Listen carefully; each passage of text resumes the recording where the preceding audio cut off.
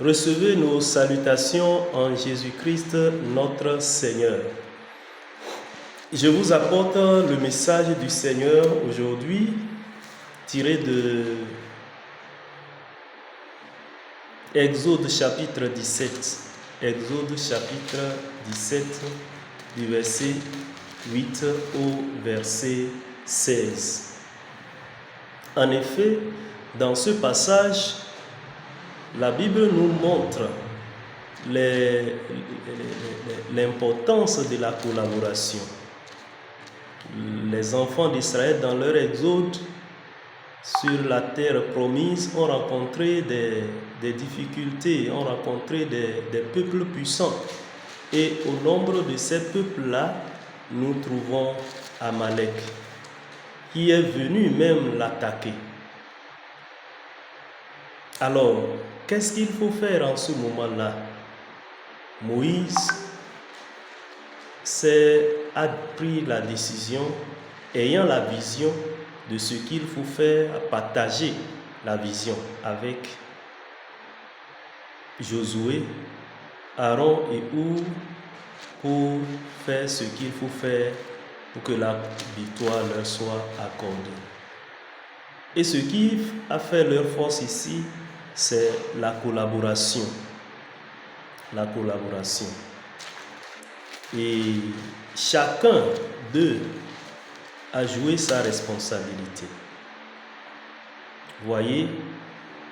Et nous voyons ici 3 éléments importants. La première, c'est l'attitude de Moïse.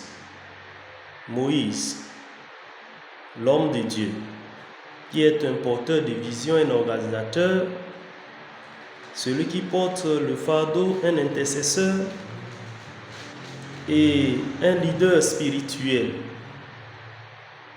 qui ayant cherché la face de Dieu, dit à Josué, lève-toi, va au combat avec les hommes forts.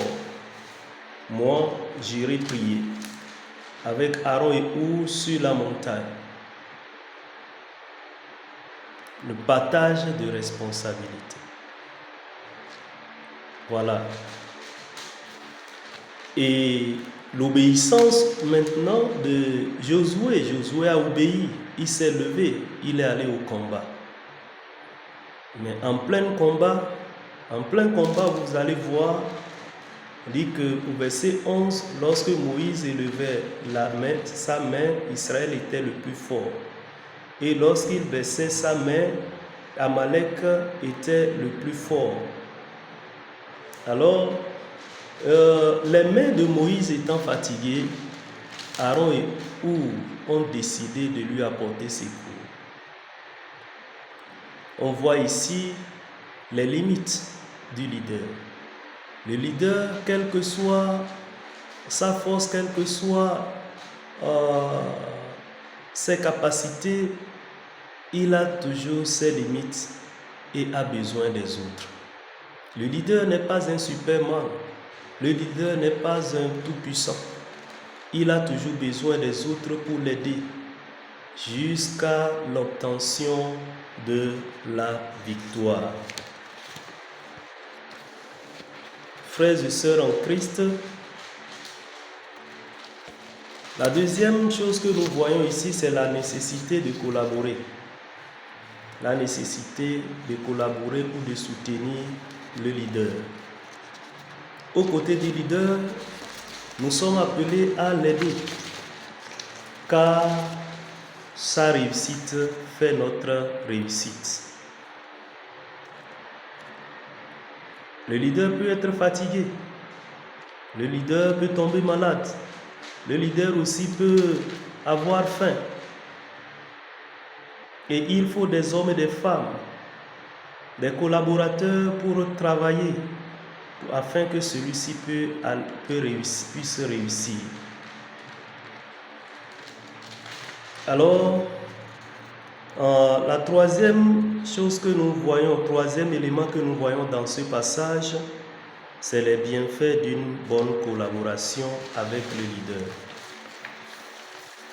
Lorsque nous collaborons avec le leader, comme nous le voyons dans ce passage, c'est la victoire. Une bonne collaboration apporte la victoire pour tous. Cette victoire, ce n'est pas seulement la victoire, ce n'est plus la victoire de l'homme, de Dieu ou du leader seulement, mais pour tout le peuple. Lorsque nous collaborons, le Seigneur intervient miraculeusement pour nous sauver, pour nous apporter le secours. Le Seigneur règne dans l'unité. Celui qui soutient l'homme de Dieu ou le leader se soutient lui-même.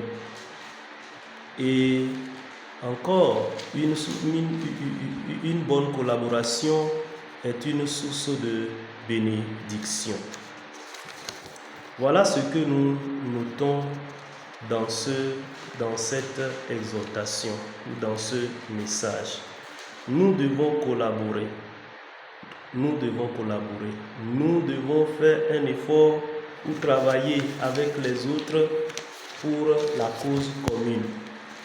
Reconnaissons et jouons pleinement notre responsabilité en tant que leaders. Obéissons à nos leaders et suivons-leur à faire la volonté de Dieu. Et surtout, reconnaissons que nous avons des limites et que nous avons besoin des autres. Que le Seigneur nous aide et que rien ne nous empêche de faire ce qu'il faut faire pour que la victoire soit de nos côtés. Que le Seigneur bénisse sa parole dans nos cœurs. Au nom de Jésus.